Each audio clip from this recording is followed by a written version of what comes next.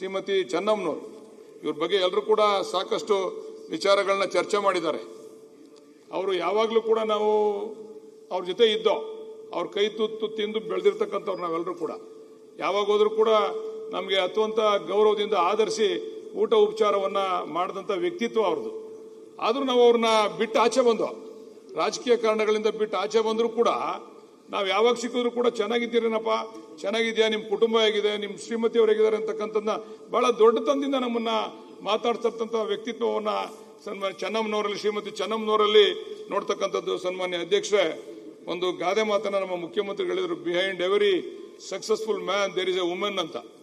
ಒಬ್ಬ ಯಶಸ್ವಿ ಗಂಡಸಿನ ಹಿಂದೆ ಒಬ್ರು ಹೆಂಗಸು ಇರ್ತಾರೆ ಅಂತಕ್ಕಂಥದಕ್ಕೆ ಒಂದು ಉದಾಹರಣೆ ಶ್ರೀಮತಿ ಚೆನ್ನಮ್ಮನವರು. ಅವರ ಕುಟುಂಬವನ್ನ ಎಂಥ ಸಂದರ್ಭದಲ್ಲೂ ಕೂಡ ಅಧೀರರಾಗದೆ ವಿಶೇಷವಾದಂಥ ರೀತಿಯಲ್ಲಿ ಪೋಷಿಸಿದಂಥವರು ಶ್ರೀಮತಿ ಚೆನ್ನಮ್ಮನವರು.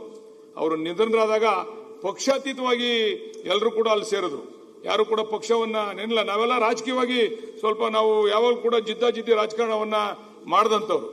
ಇಂಥ ಜಿದ್ದಾಜಿದ್ದಿ ರಾಜಕಾರಣ ಮಾಡಿದಂಥ ಸಂದರ್ಭದಲ್ಲೂ ಕೂಡ ಎಲ್ಲವನ್ನ ಮರೆತು ಅವರು ನಿಧನರಾದಾಗ ನಮ್ಮ ಗೌರವಾನ್ವಿತ ಮುಖ್ಯಮಂತ್ರಿಗಳು ತಾವೇ ಮುಂದೆ ನಿಂತು ಸರ್ಕಾರಿ ಗೌರವದಿಂದ ಅವರ ಅಂತ್ಯಕ್ರಿಯೆಯನ್ನು ನೆರವೇರಿಸಿಕೊಟ್ಟಲ್ಲ, ಅದು ನಿಜವಾಗ್ಲೂ ಕೂಡ ಶ್ಲಾಘನೀಯ ಅಂತಕ್ಕಂಥದ್ದನ್ನ ಈ ಸಂದರ್ಭದಲ್ಲಿ ನಾನು ಹೇಳಲಿಕ್ಕೆ ಇಚ್ಛೆ ಪಡ್ತೇನೆ. ಅಂದ್ರೆ ಮಾದರಿ ನಡೆ. ಎಂತ ಶತ್ರುತ್ವ ಇದ್ರೂ ಕೂಡ ಆ ಸಾವಿನಲ್ಲಿ ರಾಜಕಾರಣ ಮಾಡಬಾರದು ನಾವು ಅಂತಕ್ಕಂಥದ್ದನ್ನ ತೋರಿಸ್ತಂಥವ್ರು ಸನ್ಮಾನ್ಯ ಮುಖ್ಯಮಂತ್ರಿಗಳು ಅಂತಕ್ಕಂಥದ್ದನ್ನ ಈ ಸಂದರ್ಭದಲ್ಲಿ ಹೇಳ್ತಾ, ಎಲ್ಲರೂ ಕೂಡ ಯಾರ್ಯಾರು ಈಗ ದೈವಾಧೀನರಾಗಿದ್ದಾರೆ ಅವರೆಲ್ಲರ ಆತ್ಮಕ್ಕೆ ಆ ಭಗವಂತ ಶಾಂತಿಯನ್ನ ನೀಡಲಿ, ಮತ್ತೆ ಅವರ ಅಭಿಮಾನಿಗಳಿಗೆ, ಅವರ ಕುಟುಂಬಕ್ಕೆ ಆ ದುಃಖವನ್ನು ಭರಿಸ್ತಕ್ಕಂಥ ಶಕ್ತಿಯನ್ನ ಕೊಡ್ಲಿ ಅಂತ ಪ್ರಾರ್ಥನೆ ಮಾಡಿ ನನ್ನ ಮಾತನ್ನು ಮುಗಿಸ್ತೀನಿ. ನಮಸ್ಕಾರ. ಇವತ್ತಿನ ರಾಜಕಾರಣದಲ್ಲಿ ಜಾತಿ ವ್ಯವಸ್ಥೆ ಬಹಳ ಕೆಲಸ ಮಾಡ್ತದೆ. ಟಿಕೆಟ್ ಕೊಡಬೇಕಾದ್ರೆ ಕೇಳ್ತಾರೆ ಯಾವ ಜನಾಂಗ ಇದ್ದಾರೆ ಆ ಕ್ಷೇತ್ರದಲ್ಲಿ ಯಾರಿದ್ದಾರೆ ಅವ್ರಿಗೆ ಟಿಕೆಟ್ ಕೊಡಬೇಕು ಅಂತಕ್ಕಂಥ ವ್ಯವಸ್ಥೆಯನ್ನು ಇವತ್ತು ನಾವು ನೋಡ್ತಾ ಇದ್ದೀವಿ.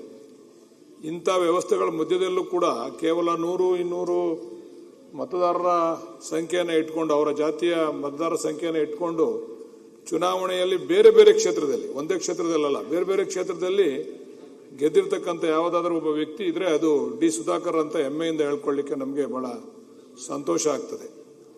ಅಧ್ಯಕ್ಷ, ಅವರು ಪ್ರಮುಖವಾಗಿ ಅವರಲ್ಲಿ ಇದ್ದಂಥ ವಿಚಾರ ಏನಂದ್ರೆ, ಚಿತ್ರದುರ್ಗ ಬರದ ನಾಡು, ಮಳೆ ಸ್ವಲ್ಪ ಕಡಿಮೆ ಚಿತ್ರದುರ್ಗದಲ್ಲಿ. ಇಂಥ ಬರದ ನಾಡಿಗೆ ನೀರನ್ನು ಹರಿಸಬೇಕು ಭದ್ರಾ ಮೇಲ್ದಂಡೆ ಯೋಜನೆಯಿಂದ ಅಂತೇಳಿ ಬಹಳ ಶ್ರಮಪಟ್ಟು ಆ ಕೆಲಸವನ್ನ ಕಾರ್ಯಗತ ಮಾಡಿದ್ರು. ಆದ್ರೆ ಅದನ್ನ ಸಾಂಕೇತಿಕವಾಗಿ ಅದನ್ನ ಹರಿಸ್ತಕ್ಕಂಥ ಕೆಲಸವನ್ನ ಮಾಡಿದ್ರು. ಆದ್ರೆ ಅದನ್ನ ಸಂಪೂರ್ಣವಾಗಿ ಇದನ್ನ ಕಣ್ತುಂಬಿಸ್ಕೊಳ್ತಕ್ಕಂಥ ಸಂದರ್ಭದಲ್ಲಿ ಅವರು ನಿಧನರಾಗಿರ್ತಕ್ಕಂಥದ್ದು ನಿಜವಾಗ್ಲೂ ಕೂಡ ಒಂದು ಬೇಸರದ ವಿಚಾರ.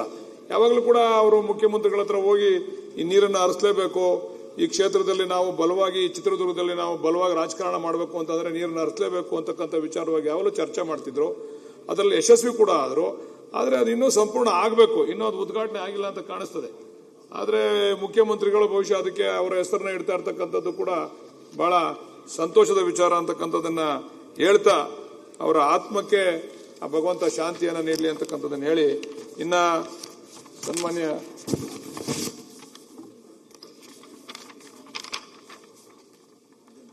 ವೆಂಕಟರಮಣಪ್ಪನವರು ಅಧ್ಯಕ್ಷ, ಒಂದೇ ಒಂದು ಘಟನೆಯನ್ನು ನಾನು ನೆನಪಿಸ್ಕೊಳ್ತೀನಿ. ನಾವು ಅವಾಗ ಜನತಾದಳದಲ್ಲಿದ್ದೋ, ಅವಾಗ ಬಿಜೆಪಿಯ ಸರ್ಕಾರ ಇತ್ತು. ಉಪಚುನಾವಣೆ ಚನ್ನಪಟ್ಟಣದಲ್ಲಿ ರಾಜೀನಾಮೆಯನ್ನು ಕೊಡಿಸಿ ಯೋಗೀಶ್ಗೆ ವೆಂಕಟರಮಣಪ್ಪನವರು ಅವರೆಲ್ಲ ಚುನಾವಣೆಗೆ ಬಂದಿದ್ರು. ಕಟ್ಟಾ ಸುಬ್ರಹ್ಮಣ್ಯ ನಾಯ್ಡು ಅವರು ಅವಾಗ ಉಸ್ತುವಾರಿ ಸಚಿವರಾಗಿದ್ದರು ನಮ್ಮ ಜಿಲ್ಲೆಗೆ. ಅವ್ರ ಜೊತೆಯಲ್ಲಿ ವೆಂಕಟರಮಣಪ್ಪನವ್ರ ಜೊತೆಯಲ್ಲಿ ಬಹುಶಃ ಮುನ್ರಾಜ್ ಅವರು ಇದ್ರು, ನಮ್ಮ ದಾಸರಹಳ್ಳಿ ಶಾಸಕರು ಮುನ್ರಾಜ್ ಅವರು ಇದ್ರು. 5 ಗಂಟೆ ಕಡೆ ಚುನಾವಣಾ ಆ ಒಂದು ಪ್ರಚಾರದ ಸಮಯ 5 ಗಂಟೆ ಮುಗಿದೋಗಿತ್ತು. ಚನ್ನಪಟ್ಟಣದಲ್ಲಿ ಅವರು ಬಂದು ಇನ್ನು ಮುಗಿದು 5 ಗಂಟೆ ಆದ್ರೂ ಕೂಡ ಅವ್ರು ಬಂದಲ್ಲಿ ಪ್ರಚಾರ ಮಾಡ್ತಿದ್ರು. ಅಲ್ಲಿ ಹೋಗಿ ಹುಡುಗರುಗಳು ಗಲಾಟೆ ಮಾಡ್ಬಿಟ್ರು. ಅವ್ರ ಮೇಲೆ ಗಲಾಟೆ ಮಾಡಿದಂಥ ಸಂದರ್ಭದಲ್ಲಿ ಏನೂ ಮಾತಾಡದೆ ಹೊರಟೋದ್ರು. ಮತ್ತೆ ಶಾಸನ ಸಭೆಯನ್ನ ಕರೆದಾಗ ನಾನು ಬಂದಾಗ ನಾವು ಅಲ್ಲಿ ಉಸ್ತುವಾರಿಯನ್ನ ತೆಗೆದುಕೊಂಡಿದ್ದೆ. ನನ್ನ ಮೇಲೆ ಗಲಾಟೆ ಮಾಡಿದ್ರು. ನೀನೊಬ್ಬ ಗೂಂಡಾ MLA, ನೀನು ನಮ್ಮ ಮೇಲೆ ಯಾಕೆ ಗಲಾಟೆ ಮಾಡಿಸ್ತೀನಿ ನೀನು ಅಂತಕ್ಕಂಥ ವಿಚಾರವನ್ನ ಚರ್ಚೆ ಮಾಡಿದ್ರು. ನಾನು ಹೇಳಿದೆ, ನೀವು ಕಂಪ್ಲೇಂಟ್ ಕೊಡಕ್ಕಿಲ್ವಾ ಅಂತ ಹೇಳಿದೆ. ಹೌದು, ನೀನು ಬುದ್ಧಿವಂತ, 5 ಗಂಟೆ ಆಗೋಗಿತ್ತು, ನಾನು ಕಂಪ್ಲೇಂಟ್ ಕೊಟ್ಟಿದ್ರೆ ನನ್ನ ಮೇಲೆ ಕೇಸ್ ರಿಜಿಸ್ಟರ್ ಮಾಡ್ತಿದ್ರು, ನೀನು ಇಂಥ ಕೆಲಸ ಮಾಡಿಸ್ಬೋದಾ ಅಂತಕ್ಕಂಥ ಮಾತು ಅವತ್ತು ನಾನು ಅವ್ರು ನೋಡಿದೆ. ಅವ್ರ ಮಂತ್ರಿಗಳಾಗಿದ್ರು ಆ ಸಂದರ್ಭದಲ್ಲಿ. ಆ ರೀತಿ ಅವರ ಒಂದು ವ್ಯಕ್ತಿತ್ವ ಬಹಳ ದೊಡ್ಡ ವ್ಯಕ್ತಿತ್ವ.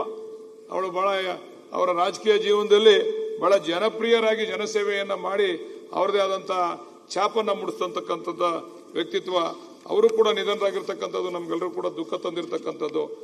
ಸನ್ಮಾನ್ಯ ಅಧ್ಯಕ್ಷ ರಾಮಚಂದ್ರೇಗೌಡರು ಜನಸಂಘದಿಂದ ಅವರ ರಾಜಕೀಯ ಜೀವನವನ್ನ ಪ್ರಾರಂಭ ಮಾಡಿದಂಥವ್ರು. ಬಿಜೆಪಿಯನ್ನ ಅತ್ಯಂತ ಆ ಸಂದರ್ಭ ಅಂತ ಸೂಕ್ತವಾದ ಸಂದರ್ಭ ಇರಲಿಲ್ಲ ಬಿಜೆಪಿಯನ್ನು ಕಟ್ಟಲಿಕ್ಕೆ. ಆ ಸಂದರ್ಭದಲ್ಲಿ ಬಿಜೆಪಿ ಅಂತಂದ್ರೆ ಅವತ್ತು ಯಡಿಯೂರಪ್ಪನವರು, ಈಶ್ವರಪ್ಪನವರು, ರಾಮಚಂದ್ರೇಗೌಡರು ಅಂತಾನೆ ಪ್ರತೀತಿ ಇರ್ತಕ್ಕಂಥದ್ದು. ನಾವು ಬಿಜೆಪಿಗೆ ಸೇರ್ಬೇಕಾದ್ರೆ ನಮ್ಮ ವಿರೋಧ ಪಕ್ಷದ ನಾಯಕರಾದಂಥ ಅಶೋಕ್ರವರ ಗ್ರಾಮ, ಅವ್ರ ಗ್ರಾಮದಲ್ಲಿ ನಮ್ಮನ್ನೆಲ್ಲ ಕರ್ಕೊಂಡೋಗಿ ಬಿಜೆಪಿಗೆ ಸೇರಿಸಿದ್ರು. ಅವಾಗ ನಾನು ಮೊದಲನೇದಾಗಿ ಬಿಜೆಪಿಗೆ ಸೇರಿದಾಗ ಆ ಊರು ಯಾವ್ದು ನಿಮ್ದು? ಜಾಲಹಳ್ಳಿ ಗ್ರಾಮದಲ್ಲಿ ಅನಂತಕುಮಾರ್ ಅವರು ಇದ್ರು. ಪ್ರಮುಖವಾಗಿ ರಾಮಚಂದ್ರೇಗೌಡರು ನಮ್ ಸ್ವಲ್ಪ ಸಂಬಂಧಿಕರಲ್ವ ರಾಮಚಂದ್ರೇಗೌಡರು, ಅವರು ನಮ್ಮನ್ನ ಅಲ್ಲಿ ಕರ್ಕೊಂಡೋಗಿ ಅವರ ಗ್ರಾಮದಲ್ಲಿ ನಮ್ಮನ್ನ ಬಿಜೆಪಿಗೆ ಸೇರಿಸ್ತಕ್ಕಂಥದ್ದನ್ನು ಕೂಡ ಈ ಸಂದರ್ಭದಲ್ಲಿ ನೆನೆಸ್ಕೊಂತೇನೆ. ಬಹಳ ಸರಳ ವ್ಯಕ್ತಿತ್ವ, ನೇರ ನಡೆ ನುಡಿ, ಮತ್ತೆ ಪಕ್ಷದ ಬಗ್ಗೆ ಬದ್ಧತೆಯನ್ನ ಇಟ್ಕೊಂಡಿದ್ದಂಥವ್ರು. ನಾನೊಂದ್ಸರಿ ಚುನಾವಣೆಯಲ್ಲಿ ಅವ್ರಿಗೆ ನಾವು ವಿರೋಧವಾಗಿ ಮಾಡಿದೋ, ಅವಾಗ ಅವರು ಸನ್ಮಾನ್ಯ ಕುಮಾರಸ್ವಾಮಿ ಅವ್ರನ್ನ ಎಂಪಿ ಮಾಡಿದಂಥ ಸಂದರ್ಭದಲ್ಲಿ ಅನೇಕ ಜನ ಹೋಗಿ ನನ್ನ ಮೇಲೆ ಕಂಪ್ಲೇಂಟ್ ಹೇಳಿದ್ರು. ನಾನು ಶಾಸಕ, ಅವಾಗ ಬಿಜೆಪಿ ಶಾಸಕ. ಅವ್ನ ಕಂಪ್ಲೇಂಟ್ ಕೊಟ್ರಿ ನೀವು ಹೈಕಮಾಂಡ್ಗೆ ಅಂತಂದ್ರೆ, ಅವನು ಒಬ್ಬನೇ ಏನ್ ಮಾಡ್ಲಿಲ್ಲ ಬಿಡ್ರಿ, ಎಲ್ಲಾರು ಮಾಡಿದ್ಕೆ ಸೋತೆ, ಪಾಪ ಅವನ ಮೇಲೆ ಕಂಪ್ಲೇಂಟ್ ಕೊಡ್ಬೇಕು ಅಂತಕ್ಕಂಥ ಮಾತನ್ನ ಹೇಳಿದ್ರು ರಾಮಚಂದ್ರೇಗೌಡರು. ಮತ್ತೆ ಉತ್ತಮವಾದಂತ ವಾಕ್ಪಟ್ಟು, ಬಹಳ ಚೆನ್ನಾಗಿ ಭಾಷಣ ಮಾಡ್ತಿದ್ರು. ನಾವು ಅವ್ರನ್ನ ಭಾಷಣ ಮಾಡಕ್ಕೆ ಕರ್ಕೊಂಡು ಹೋಗ್ತಿದ್ದೋ. ನಾನೇನಾದ್ರೂ 94ರಲ್ಲಿ ಶಾಸಕನಾಗಿದ್ದೇನೆ ಅಂತಂದ್ರೆ ಅವರ ಭಾಷಣಗಳ ಮುಖಾಂತರ ನಾನು ಶಾಸಕನಾದಂಥದ್ದು. ಬಹಳ ಪ್ರೀತಿಯಿಂದ ನಮ್ಮನ್ನ ಕಾಣಿದಂಥದ್ದು ಸನ್ಮಾನ್ಯ ರಾಮಚಂದ್ರೇಗೌಡರು. ಅವರು ಕೂಡ ನಿಧನರಾಗಿರ್ತಕ್ಕಂಥದ್ದು ಬಹಳ ನಮ್ಮ ನೋವಿನ ಸಂಗತಿ ಅಂತಕ್ಕಂಥ ಮಾತನ್ನ ಈ ಸಂದರ್ಭದಲ್ಲಿ ಹೇಳ್ತಾ, ನಮ್ಮ ಅನೇಕ ಜನ ಮಾಜಿ ಶಾಸಕರುಗಳು, ಸಚಿವರುಗಳು ನಿಧನರಾಗಿರ್ತಕ್ಕಂಥದ್ದು.